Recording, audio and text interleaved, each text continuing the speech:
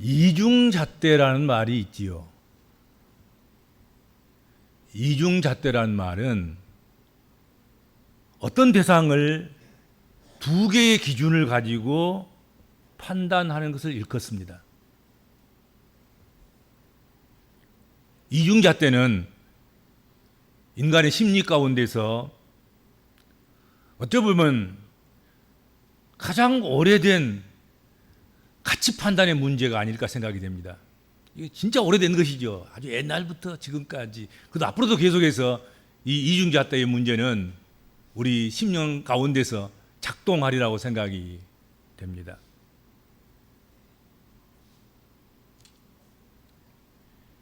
이러한 심리는, 이중잣대를 드러내는 이 심리는 인간의 욕심과 탐욕에서 연유한다 봐야 할 것입니다. 오늘 우리가 나누게 된 예수님의 티와 들보의 비유는 이중잣대 중에서도 너무 그 차이가 현저해서, 너무 차이가 커서 도저히 용납할 수 없는 그런 이중잣대의 모습을 보여주는 것이죠. 이렇게까지 주께서 하신 것은, 이렇게까지 그 이중잣대의 크기가, 기준이 벌어지고 차이가 현저히 나름에도 불구하고 이것을 비유로 사용하신 그 이유는 우리에게 더 효과적이고 더 큰 교훈을 주시려는 주님의 의도가 이 말씀 가운데 담겨져 있지 않는가 하는 것입니다. 예수님의 비유 중에 나오는 오늘 본문 말씀의 이 이중잣대 중에 하나는 티끌입니다. 티. 다른 하나는 들보입니다. 들보. 티와 들보의 차이는 너무 커서 눈먼 봉사라도, 또 아무 생각도 없는 어린 아이일지라도 그 크기의 차이를 구별하는 데 실수가 없을 것이다 하는 것이죠. 뭐 대단히 무슨 학습이 있어야 되고 훈련이 있어야 되고 지식이 필요한 것이 아니라, 이것은 그냥 척 보면 저건 크고 저건 작고 그렇게 구분할 수 있는 그런 가치 기준인 거죠. 그렇죠. 티와 들보는 한 사람도 안 틀릴 거예요. 우리 교인 중에서도 이것이 큽니까 저것이 큽니까 이렇게 티와 들보를 비교한다고 하면 한 분도 틀릴 사람이 없어요.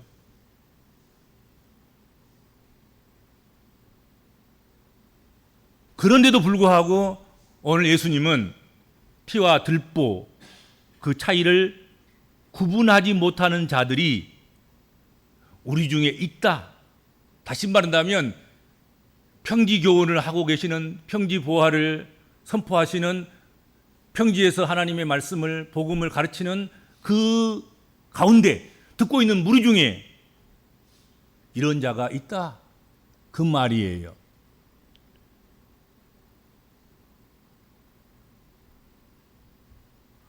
한 사람도 없을 것 같지만 예수님이 눈으로 볼 때는 있었던 거예요.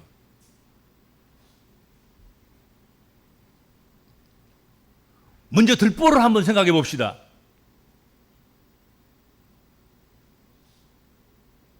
들보는 나무 집을 짓는데, 집을 건축하는데 가장 어떻게 보면 길고 크고 무거운 건축 제목을 일컫는 것이 될 것입니다.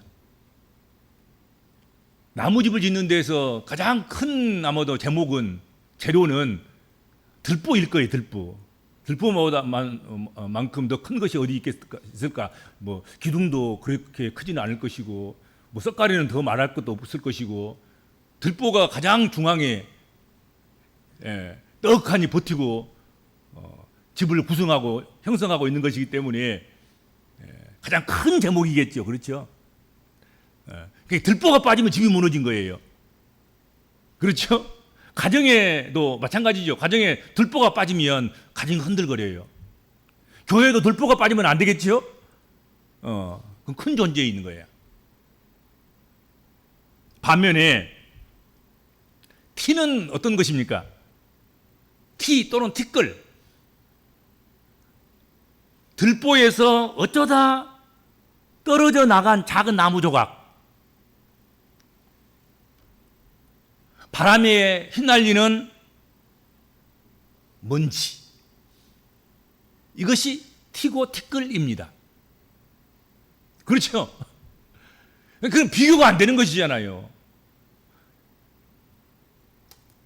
이 둘은 도저히 비교될 수 없는 큰 차이를 가지고 있습니다. 그런데 성서 시대에, 예수님 시대에, 복음서 시대에 예수님께서 오셔서 세상에 오셔서 복음을 전할 그 당시에 제 눈에는 대들보가 들어있는 사람이 다른 사람의 눈에 티를 나무라고 꾸중하고 비판하고 있는 그런 사람들이 유대 사회 속에 있었다 하는 것이죠. 안타까운 일이지만 현실적으로 없는 이야기를 한 것이 아니라 주님께서는 현실적으로 있는 이야기를 하신 거예요.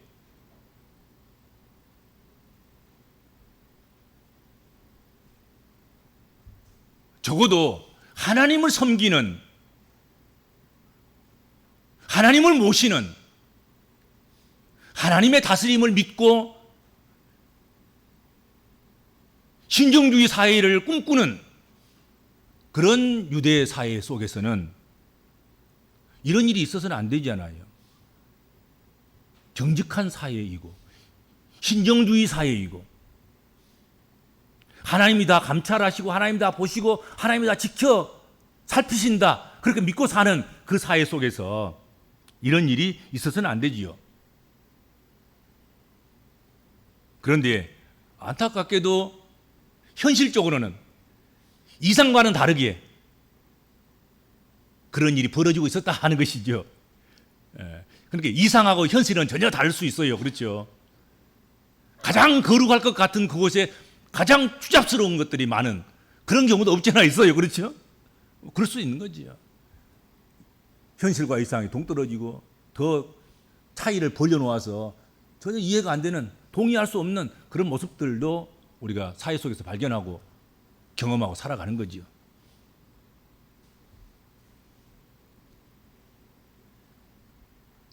우리 인간은 자신에게는 후합니다. 자신에게는 너그럽습니다. 그러나 남에 대해서는 짠돌이 노릇을 하지요. 대단히 공격적으로 나오지요. 그런 경우가 얼마나 광범위하게 나타나는지 사회 속에서. 아마도 그 이유는 우리 안에 죄의 성품, 죄의 육성이 있기 때문이 아닐까. 그 본성적으로 우리 인간은 그런 성질, 성품, 그런 기질이 있다. 특별히 이것은 육신적으로 살아가는 그런 사람들에게서 나타나는 그 삶의 향기고 삶의 냄새고 삶의 특징이다 하는 것이죠. 이렇게 육신적으로 살아가면 결국은 공격적이 될 수밖에 없는 것이고, 죄의 성품으로 살아가는 사람들은 자신에게는 후하지만 남에게는 도저히 후할 수 없는 그런 노릇을 하게 되는 것이죠. 그래서 자꾸 육신을 벗어버리고 육신을 죽이고 의의 새 옷을 입고 새로운 피조물이 되고 육의 사람이 아니라 영의 사람이 되라, 그렇게 간청을 하고 또 심지어는 유협까지 하면서 협박까지 하면서 그런 사람이 되라고 말씀하고 있는 거예요. 그렇죠? 그렇게 해야 된다는, 그렇게 해야 된다는 거죠. 그렇게 안 하면, 자꾸 육의 사람이 되면 오늘 본문과 같은, 말씀과 같은 그런 현상이 없어야 할 일들이 일어나기 때문에 그렇다 하는 것이죠.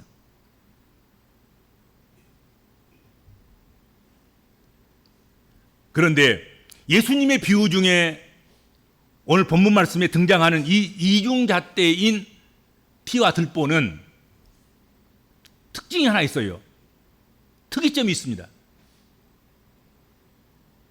티는 내 눈의 티가 아니에요. 내 형제의 눈에 들어있는 그것이 티인 거예요. 너의 티. 그러나 나의 눈에는 뭐가 들어있습니까? 들보가 들어있는 거예요. 내 눈에는 들보, 형제의 눈에는 티. 이게 특이성이에요. 내 눈에가 티가 들어있고 형제의 눈 속에가 들보가 들어있으면 얼마나 이상적이겠습니까? 그건 당연히 그러면 훈계를 하고 교훈을 하고 티가 들어있는 눈으로 가지고 들보가 들어있는 눈을 보면 야, 참 불쌍하다, 안 됐다, 고쳐야지, 빨리 그 눈에서 들보 빼야지, 이러면 얼마나 좋겠습니까? 근데 오늘 성경은 그게 아닌 거예요.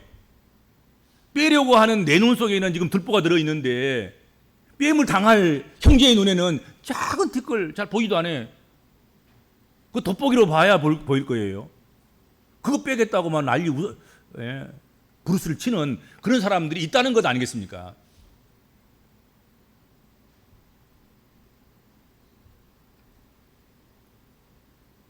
형제의 눈 속에 있는 티는 눈꺼풀을 열어젖히고 돋보기로 들여다 보아야 보일까 말까 하는 아주 작은 티에 불과한 것입니다.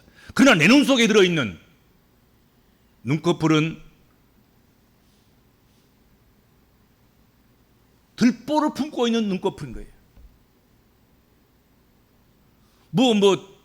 열어볼 필요도 없어. 물론 도구를 사용해서 비춰보고 이렇게 핀셋으로 뽑아보고 그럴 것도 없어요. 안과에 갔는데 이것은 그냥 의사가 아니어도 그 안과 병원에서 청소하는 청소부도 할 수 있는 그런 것인 거예요. 들보 이거 드러내야지, 들보니까 이렇게 되는 것 아니겠습니까?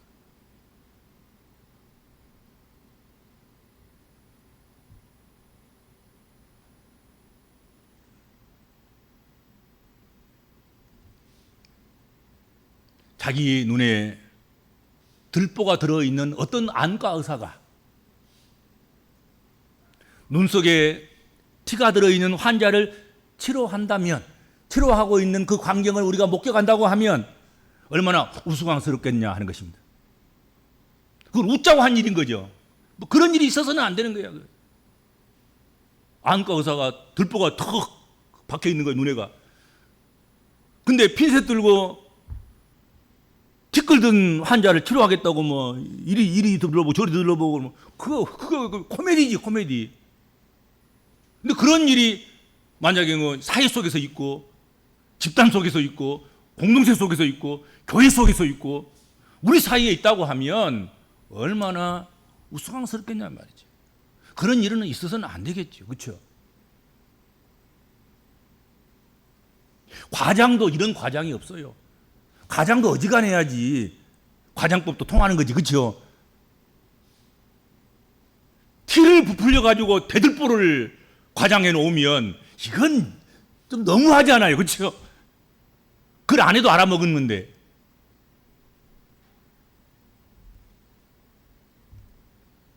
예수님은 이런 이중잣대를 가지고 그것도 헤아릴 수 없을 만큼 그 폭을 잴 수 없을 만큼 큰 과장법을 사용해서 이런 이중잣대를 가지고 살아가는 그런 사람들을 일컬어서 오늘 본문에 외식하는 자라 그렇게 표현하고 있다 하는 것입니다. 너 외식하는 자. 내 눈에 들보를 가지고도 형제의 눈 속에 있는 티를 빼겠다고 달라드는 너 안과 의사야. 너는 어떤 사람이라고요? 외식하는 사람이로구나. 외식한다는 말이 무슨 말입니까? 겉과 속이 다르다는 말이에요. 겉과 속이 달라. 정직하지 못하다는 말이에요.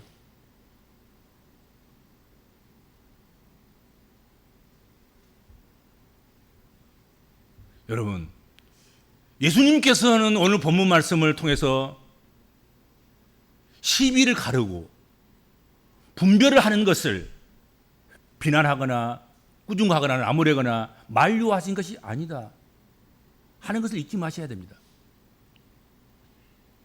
정직한 잣대를 가지고 정직하게 길이를 재는, 측량하는 그것을 나무랄 수는 없습니다. 30cm로 재면 그건 잘한 거예요.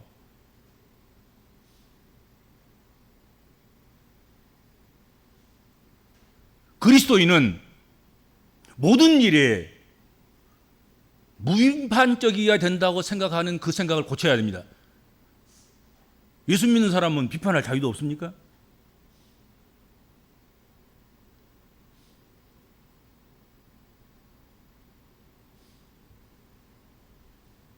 무조건적으로 예수 믿는 사람들은 상대방의 의견에 대해서 또 측량한 결과에 대해서 수용해야 된다고 생각하십니까? 그렇지 않지 않습니까? 그렇지 않아요. 틀린 거 틀린 것이고 내가 예수를 믿고 너는 예수 안 믿어도 우리가 복음 전도를 위해서도 많이 참아주고 견뎌주기는 하겠지만 네가 바르지 않게 30cm밖에 안 되는 것을 60cm라 그러고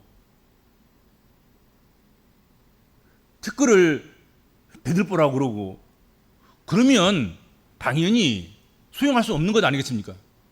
그 받아들일 수 없는 것 아니겠습니까?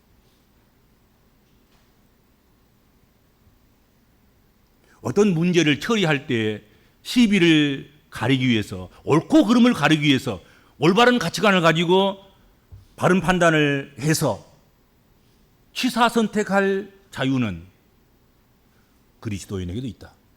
예수 믿는 사람에게도 있다.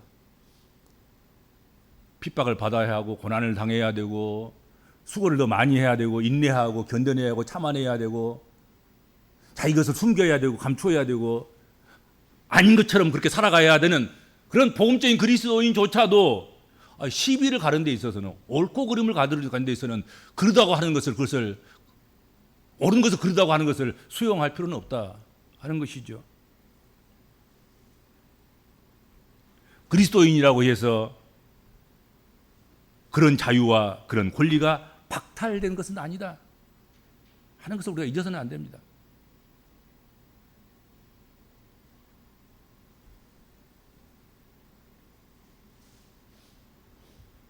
그러므로 선악을 분별해서 결단하는 분별력을 무시해서는 안 됩니다.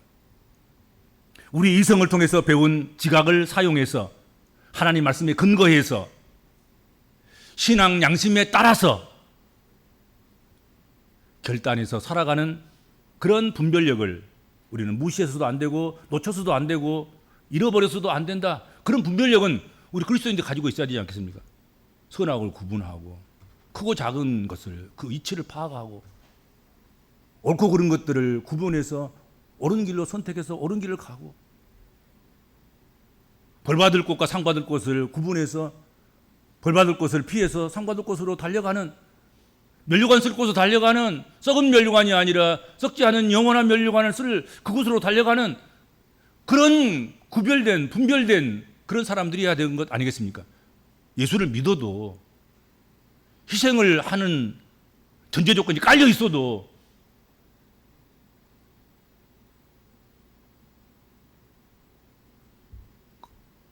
그렇다면 오히려 우리 예수 믿는 사람들은 탁월한 분별력을 가져야 할 것입니다. 영적인지 육적인지 분별하지 못하면 안 됩니다. 옳고 그름을 분별하지 못하면 안 될 것입니다. 심판이 경기 룰을 몰라서 정확한 룰을 적용하지 못하고 경기를 진행해서 경기를 엉망진창으로 만든다고 하면 되겠냐 하는 것이죠. 그럴 수는 없는 것 아니겠습니까?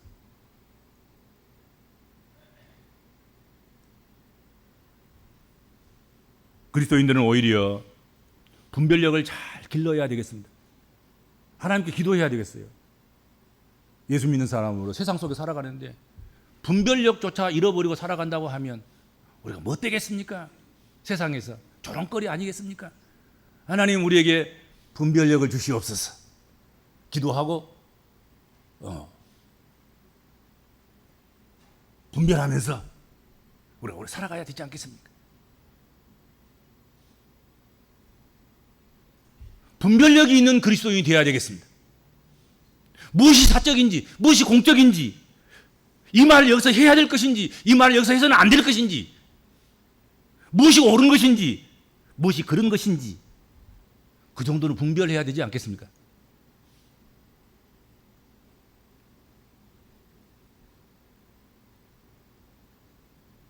외식하는 네가, 외식자인 네가 그래도 형제의 눈 속에 있는 티를 빼고자 한다고 하면, 그래도 꼭 나는 내 눈에 들보가 들어 있어도 내 형제의 저거 들어 있는 저 티 저거 내가 볼 수가 없어요. 저거 꼭 빼야 되겠어요. 그렇게 생각이 되거든. 그래야 된다고 한다고 하면, 그래야 속이 시원하다고 한다고 하면, 그래야만이 네가 살 수 있다고 한다고 하면, 근데 저거 못 빼고 나 죽어나 성질 때문에 죽어요. 그렇다고 한다고 하면 먼저 자신의 눈 속에 있는 들보를 빼라, 그렇게 말씀하십니다. 꼭 빼고 싶다 하면 꼭 빼야지. 그러면 너 형제의 눈 속에 티 못 빼면 오늘 죽겠다는데 너 살려야 되니까 그 살릴 방법이 있다. 그게 뭐냐? 꼭 빼야 된다고 하면 네 눈부터 수술하자. 네 눈에 있는 대들보부터 빼자.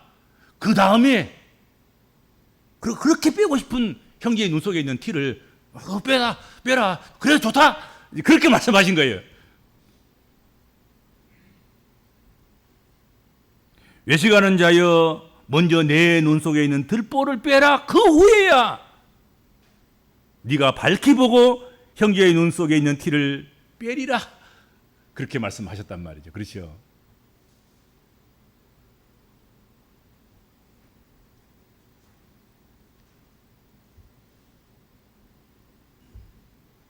끊임없이 다른 사람을 비난하는 그런 사람들은 보통 그들의 삶 가운데서 어떻게 보면 더 큰 비난받을 만한 그런 죄를 범하는 경우가 참 많습니다. 큰 소리 치고 멱살 잡고 난리를 피우고 그런 사람일수록 나중에 보면 구린데가 많아요. 그러니까 자기 잘못을 덮기 위해서 형제의 작은 잘못까지도, 티끌까지도 빼겠다고 그 위선을 부린 것이죠.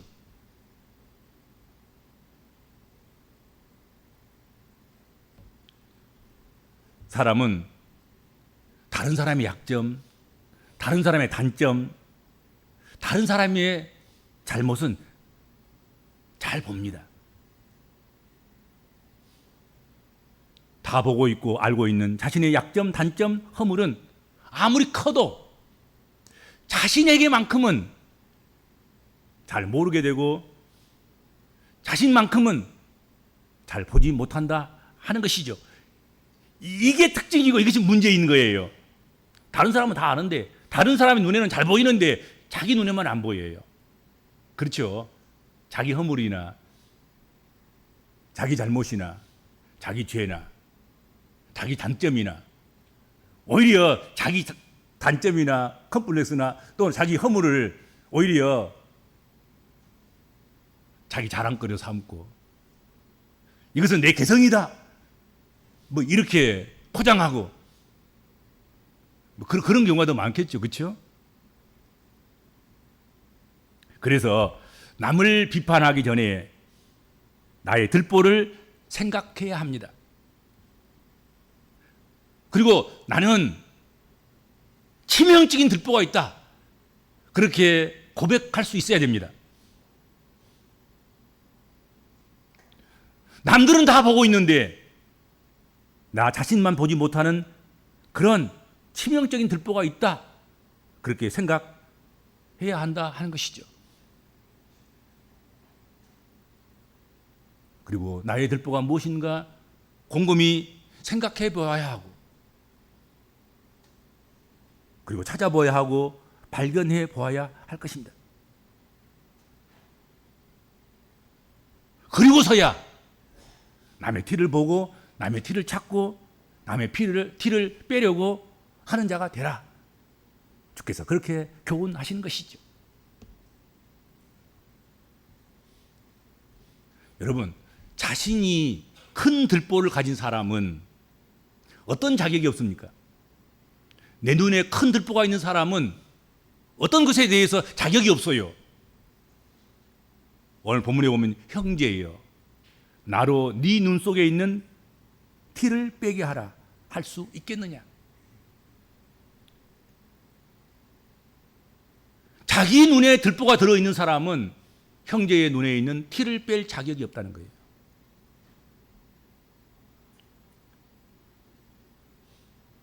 큰 들보를 가진 사람은 남의 눈에 티를 뺄 자격이 없습니다. 비난하고 비판할 자격이 없다는 말입니다.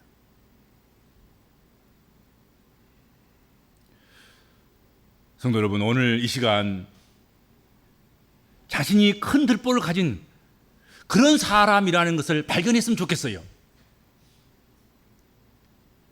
그래서 함부로 형제를 비판하는 일을 멈추었으면 좋겠어요. 그래도 꼭 비판해야 되겠다고 하면 입이 간지러워서 나의 입에는 재갈이 안 물려져요.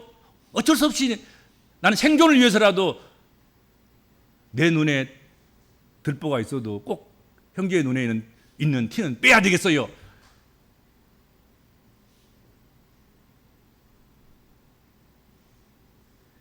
그렇게 하겠다고 하면 여러분, 너의 눈에 있는 그 큰 대들보, 큰 들보, 그것을 뺀 후에, 그리고 너의 눈이 밝아진 후에 남의 눈에 있는 티를 빼는 자가 되어야 한다 하는 것이죠.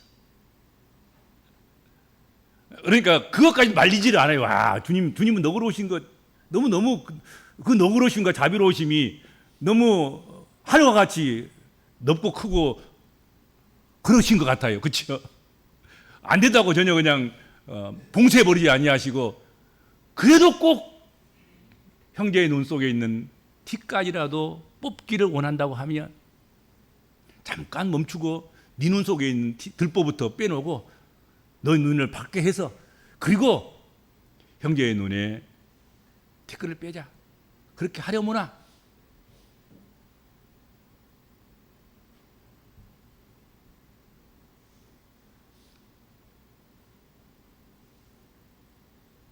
내 눈에 큰 들보를 가진 사람은,